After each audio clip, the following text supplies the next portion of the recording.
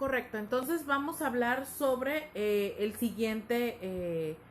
la siguiente persona que estudió las funciones del lenguaje, y él fue Michael Halliday, ¿ok? Se escribe Halliday.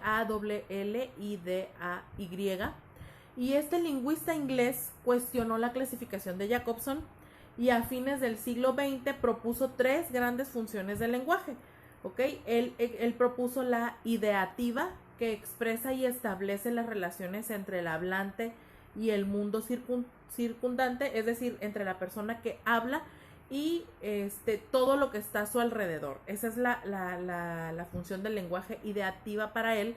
Era la que decía que hablamos de lo que nos rodea, de nuestro entorno, que no tenemos otros parámetros más para explicarlo, y que entonces así es como se generan nuestros pensamientos en reacción a lo que estamos viviendo alrededor, ¿no? Eso es lo que él decía. Después, la siguiente función del lenguaje que él propone es la interpersonal, es decir, la que permite establecer relaciones sociales. La función del lenguaje interpersonal, él decía que esta función del lenguaje hace que el lenguaje tiene la facultad de crear vínculos entre personas, entre distintas personas de diferentes sociedades, estratos, etcétera, etcétera, y el fin de esto es compartir información importante para ambos y entonces establecer una fortaleza social. Eso era lo que él proponía, que el lenguaje se encargaba de establecer relaciones sociales para fortalecer a la sociedad, a la familia, a los amigos, etcétera, etcétera, ¿no?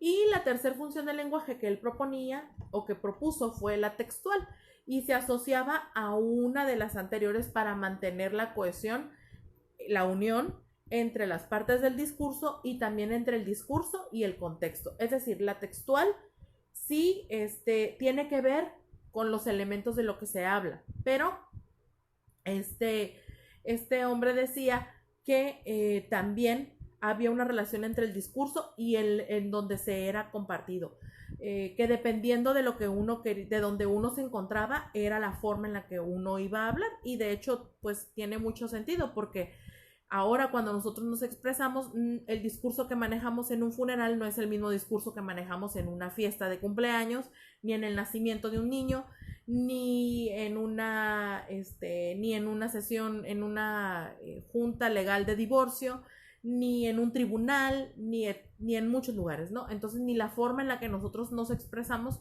pues tiene y está condicionada al entorno en el que nosotros nos encontramos, ¿ok? Entonces, también hay otros dos lingüistas que se encargaron de estudiar algo que se llama actos del habla, que también tiene que ver con las funciones, más bien, no con las funciones del lenguaje, sino con las actividades del lenguaje, es decir, para qué, cuál es su utilización. Y los autores de los que estoy hablando se llaman L. Austin, se pronuncia Austin, y John Searle, se pronuncia en inglés, John Searle, con Searle. Ellos propusieron otra forma de pensar el lenguaje en términos de actos del habla. Es decir, estos autores no buscaban funciones, sino buscaban actividades del lenguaje. Y entonces ellos acuñaron tres tipos de actividades del lenguaje. La primera es la actividad locutiva, es decir, aquello que se dice, ¿verdad?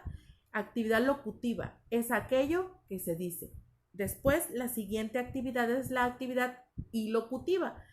Y la actividad ilocutiva es que hay una intencionalidad por parte del hablante a hacer algo al momento del habla. Por ejemplo, al decir juro que no lo conozco, no solo se está hablando, sino que también se está jurando. No solo lo estoy diciendo de palabras, sino que estoy teniendo una acción. Mis palabras denotan una acción. Yo estoy con mi boca estoy confesando que lo estoy jurando, pero también es una acción. Jurar es un verbo, por lo tanto denota una acción. ¿Me explico? A eso se debe la ilocutiva. Y la siguiente actividad que ellos reconocieron es la actividad perlocutiva. y esto es aquello que es logrado gracias al habla, por ejemplo, un efecto o una reacción en el oyente. Cuando yo digo gracias y la otra persona me dice de nada, ahí es una acción, una actividad perlocutiva, porque lo que yo estoy hablando genera una reacción en la otra persona. ¿Ok? Entonces, como se dan cuenta, pues empezamos ya con el pie derecho hablando sobre estas características del lenguaje que nos van a ayudar a poder entenderlo de una mejor forma y también a ejecutarlo de una mejor forma.